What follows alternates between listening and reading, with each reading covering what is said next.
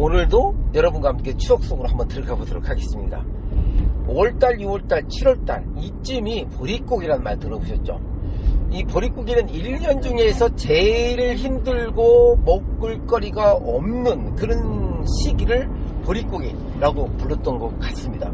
우리 어렸을 때도 마찬가지죠. 5월달에는 이제 모내기를 하기 위해서 이제 준비를 하고, 그리고 6월달에는 정말로 보리가 그때는 익지 않았어요. 그래서 보리가 안 익어가지고 너무 배고플 때는 옛날에 그런 말들 있잖아요. 지금은 보리 새싹을 먹는다 하잖아요. 건강을 위해서. 그래서 보리를 심는데, 보리를 수확하기 위해서 보리를 심는 게 아니라 보리 새싹을 수확을 하기 위해서 보리를 심는다 합니다. 그런데 옛날에는 정말 말 그대로 푸른 것은 5월달 6월달 푸른 것은 그걸 갖다가 죽을 써서 드셨다고 할 정도로 우리의 50년대 60년대 심지어는 70년대 초까지도 그런 생활이 산간벽지 사시는 분들은 있었어요. 근데 이제 물론 이런 것이 과거에가 정말 있었을까? 정말 풀죽을 먹었을까? 이렇게 생각하시는 분도 계실지 모르겠지만 사실상 그랬다고 합니다. 그래서 5월, 6월, 7월 달을 보릿고기라는 것은 그때가 먹을 것이 정말 없어요. 보리도 안 자라고, 그리고 심지어 익지도 않는 설 익은 보리를 갖다가 뜯어다가 그걸 갖다가 어떻게 했어요? 그냥 죽을 써서 먹을 정도로 힘든 고난의 시절이었죠. 이런 시절에 저는 이제 보릿고개라는, 물론 지역에 따라서 이제 논농사, 밭농사, 산간지역 이렇게 하시는 분들의 어떤 그런 것도 차이가 있겠지만, 저희는 이제 논농사를 많이 졌거든요. 그래서 논농사를 지다 보니까, 이제 물론 학교 다닐 적에 초등학교나 이렇게 다닐 적에 보면 초등학교, 중학교 다닐 때 보면은 아이들이 뭘 갖고 있냐면은, 지금 전 6월달 정도 되면요, 저기가 열매가 이래요. 그러니까 복숭아 같은 것이 열매가 열기 시작합니다. 그러니까 모든 것도 복숭아 열매씩 바람 불면 떨어지기도 하고 솎아주잖아요. 이렇게 솎아주면은 그 솎아준 복숭아 맛이 그렇게 준 거야. 그러니까 우리가 어렸을 적에 저쪽 다른 동네에서 친구가 그 복숭아를 갖다가 이제 솎아준 복숭아 있죠. 매실도 아니야. 솎아준 복숭아를 갖다가 도시락 같은 데다가 반찬 도시락에다가 싸갖고 와요. 그럼 거기다가 그것만 넣은 게 아니라 달콤한 설탕, 옛날 말인데 이것은 옛날 말이죠. 설탕이라고 당원이라는 게 있어요. 당원 그것을 물에다 이렇게 해가지고 그걸 갖고 옵니다. 그냥 파란 거죠. 파란 거. 그러면 저는, 우리는 그런 과수원 하지 않기 때문에 그냥 있긴 있었는데, 주로 논농사를 짓다 보니까 그런 과일나무가 별로 없었어요. 그런데 그 친구가 그것을 가지고 오면은 그렇게 먹고 싶은 거라. 그래서 이제 저희는 저희 집이 조금 다른 집보다도 조금 이렇게 먹고 살만한 그런 집이었어요. 그래서 여름에도 이제 누룽지 같은 것도 있었거든요. 누룽지. 그런 게 옛날에 여름에 누룽지를 가지고 먹을 정도면은 그냥 나름대로 그냥 가난한 집은 아니었다. 저는 제 생각에 그랬다 해서 그게 무슨 저건 아니지만은, 그런 이제 누룽지를 저희 어머님한테 이렇게 누룽지를 만들어 달라게. 옛날에 가마솥이잖아요. 밥을 다 푸고 나면 누룽지 가마솥이 넓거든요. 가마솥이 넓으면 그 가마솥에다가 쫙 해가지고 설탕물 같은 거 있잖아요. 설탕물을 쫙 해가지고 이렇게 누룽지를 만들어가지고 그거 갖다가 이렇게 쭉, 워낙 그 가마솥이 큰 솥이다 보니까 이걸 이렇게 쭉 네모 빠듯하게 해가지고 이렇게 만들어가지고 바삭바삭하게 살짝 해가지고 기가 막히게 해가지고 그것을 저희 이제 도시락 별도로 이걸 저희 어머니가 만들었습니다. 그럼 그걸 들고 가는 거야, 학교를. 오직 걔를 만나기, 그 친구를 만나기 위해서. 그런 걔가 정말 지금 생각하니까 왜 그걸 내가 좋아했는지 모르겠을 정도로, 그냥 다 익지도 않는 그 복숭아, 그러니까 속가는 복숭아를, 그것을 갖고 와갖고 당원 쓰면서 설탕물 해가지고 달짝지근하게 만드는 것이 그렇게 맛있었던 거라. 너무 맛있었어요. 그러면 걔는 그거하고 저하고 물물 교환하기 위해서 제가 그것을 가지고 가서 걔한테 가. 이러면 내가 차마 밝히지 못하겠는데, 혹시 뭐 그 친구가 약간 그 가수원을 하는데 조금 뭐 이렇게 불편했던 친구야. 근데 그걸 나를 위해서 갖고 온 거야. 걔는 내가 너무 좋아하니까. 그럼 나는 걔를 위해서 뭘 해야 돼? 맛있는 걸 주고 싶지. 근데 그 부모님이 많이 먹으면 안 된다, 안 좋다는 걸 알고 계셨던 부모님이에요. 그래서 많이는 안 갖고 와.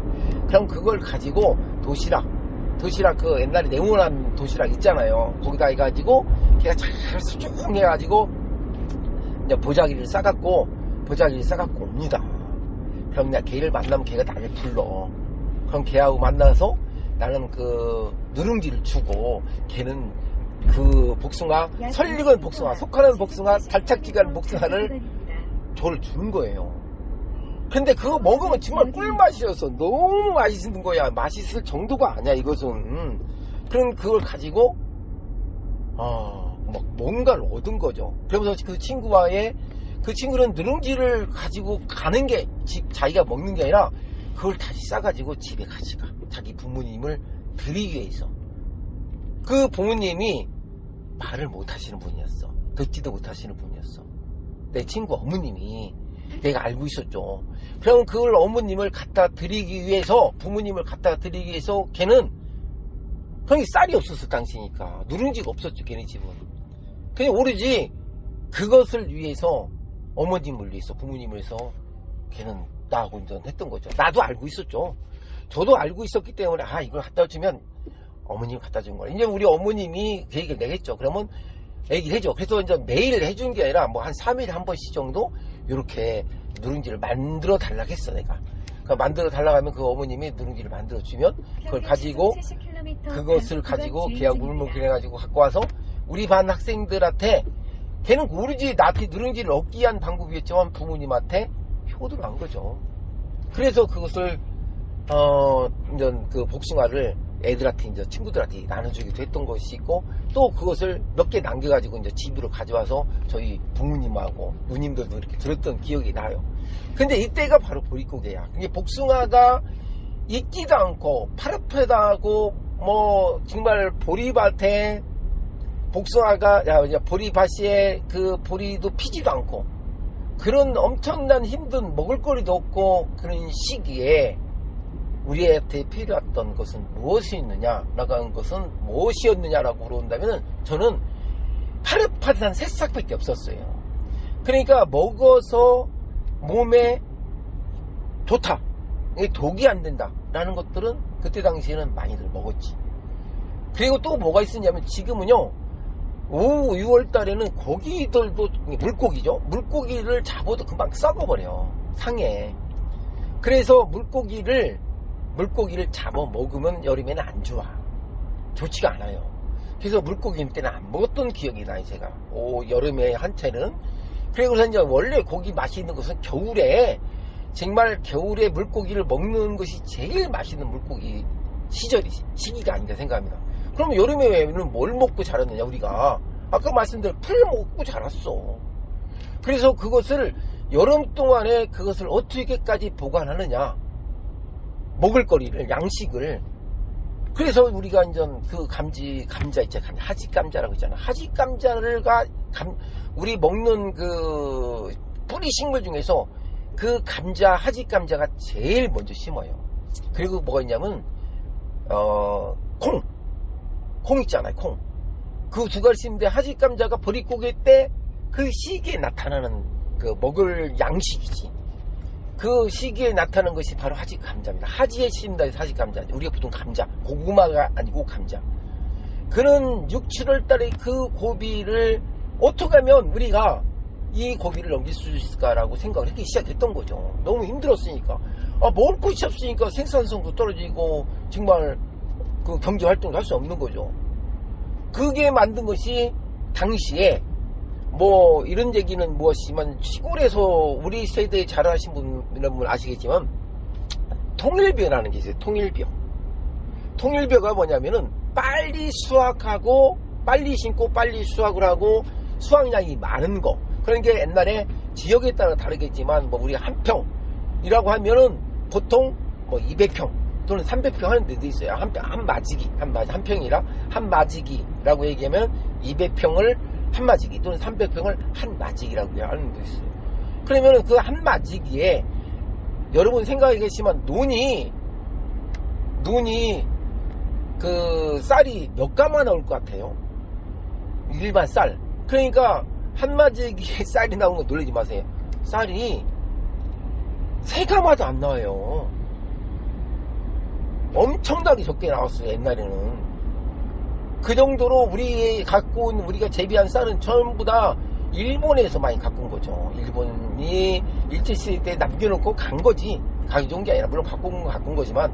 그래서 박정희 대통령이 그때 당시에 뭘 했느냐. 뭐 정치적 얘기가 될 수도 있지만, 뭐 정치적 얘기지. 우리의 생활이었으니까. 우리가 겪었던 일상생활이었으니까. 그 박정희 대통령이 통일벼라는 걸 개발해요. 통일벼를 개발해가지고, 야, 이거 우리가 잘 먹고 잘 사는 것도 빨리 양을 늘려야 되겠다. 양을 늘려야만이 모든 국민이 잘 먹고 잘 살지 않느냐라고 생각했던 거야. 왜? 보릿고개를 누구나가 다 겪었으니까 안 겪은 사람이 없었어요, 그때 당시에는.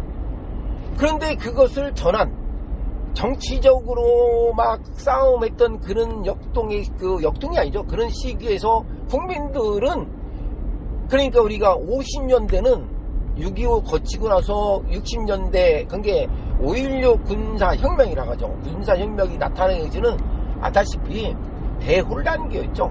역사의 혼란기죠. 그러다 보니까 정치도 모르고 경제도 모르고 사회도 모르고 아무것도 모르는, 정말 그래서 우리가 옛날에 그 베트남이라던가 그쪽 그 라오스 캄보디아 이런 쪽보다 못 살았다는 말이 맞아요. 전쟁이 치고 나서 맞는 말이죠. 그런데 그렇게 어려운 시기에 5.16 혁명이 일어나고 박정희 정권이 들어서면서 박정희 대통령이 내세운 게 빈곤으로부터 벗어나고 싶은 거지. 본인도 어려운 환경이 자랐고, 본인도 누구나 다 힘든 세상에 살았던 시기니까, 그때 만들어낸 것이 이제 통일벼라는 겁니다. 통일벼라는 것이 개발돼가지고, 그것이 양이 엄청나게 늘은 거예요. 2배. 한 번 그게 2배인데 맛이 좀 없었어요. 맛이 없었는데 일찍 심고 일찍 수확을 했던 거야. 사람이라는 게 희망이 있잖아요. 야, 이거 지금 심으면 한 8월달 9월달에 수확을 해. 그때까지 좀 버텨보자 라는 것이 희망이 주어진 거죠. 그래서 그때까지 버티고 열심히 다른 거 해갖고 하면 그때부터 수확을 하니까, 그래도 수확량도 많아졌어. 그래서 통일벼가 나타나기 시작을 했던 거죠. 뭘 때문에? 보릿고개를 해결해준 결정적인 이유가 됐던 것이 바로 통일벼입니다. 벼의 종류에서 본다면. 그래서 수확량이 많아지고, 또 수확량이 많음으로 해가지고 우리가 배고픔, 건강도 되찾을 수 있었고, 또 다른 생산성도 늘어날 수 있었고, 국민들이 희망을 보이게 했던 것이 5월, 6월달, 7월달에 있었던 어려운 시기를 극복했던 것이 식량 생산의 주 원인이었다는 거죠. 그러면 이 통일벼를 있잖아요. 통일벼는 정말 일본인들이 남겨놓은 일본식으로 악기발이라는 게 있었거든요. 그것은 맛은 있었어. 근데 워낙 수확량이 적었어요. 근데 어쩔 수밖에 없었어. 그거밖에 심을 것이 그거밖에 없었던 걸. 그런데 이는 통일벼라는 것이 우리 농민들한테 보급되면서 양도 많아졌고 맛은 좀 없었어요. 그때는 맛이 필요 없었죠. 양도 많아졌고 수확량이 많다 보니까 경제적으로 이렇게 돼 있었죠.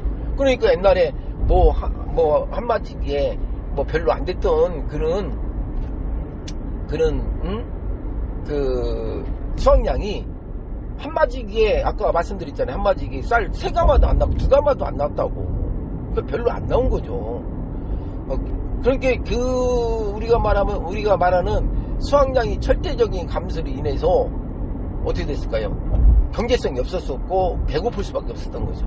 자, 이래서 그 시대에 살았던 모든 분들은 죽을 먹었다라고 하는 것은 무슨 죽을 먹었냐라고, 정말 독세풀이라는 것도 있었어요. 그런 것도 먹고 그랬어요. 죽을 끓여가지고 파란 죽을, 밀가루 있잖아요. 밀가루 좀 넣어가지고 걸쭉하게 끓여갖고 먹었죠.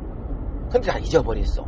왜 잊어버렸냐면은, 원래 우리가 지금 배부르고 지금은 얼굴만 봐도 얼굴이 좀 반질반질 하잖아요. 옛날에 60대 정도 되면은 60까지 사시는 분이 거의 없었은 게 없죠. 40만 내도 옛날에는 표현이 그렇지만 어르신이라고 들었죠.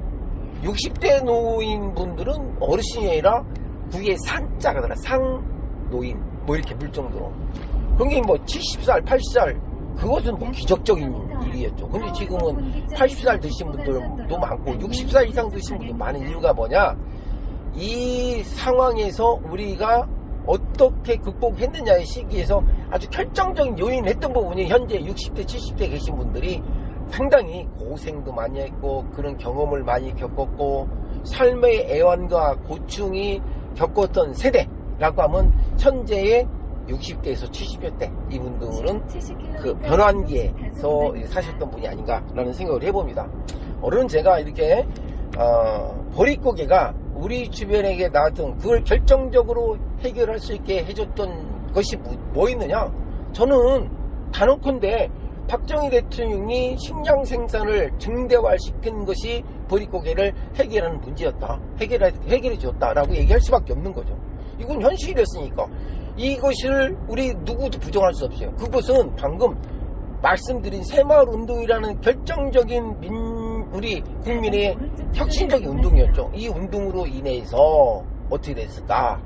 우리의 보릿고개는 사라지고 만 것이죠. 이것을 제가 말씀드리고 싶은 겁니다. 여러분에게 꼭 이것이 잘됐다 잘못됐다 라는 것보다도 우리에게 주어졌던 그런 역할, 그런 것들은 어느 날 갑자기 고충이 사라진 것, 그게 바로 70년이 들어서 보릿고개라는 이름이 서서히 사라지기 시작했던 거죠. 자, 오늘은 제가 보릿고개에 대해서 저의 추억 속에서 한번 되짚어봤습니다. 다음 시간에 또 아주 좋은 얘기를 여러분과 함께 해보도록 하겠습니다. 안녕히 계십시오.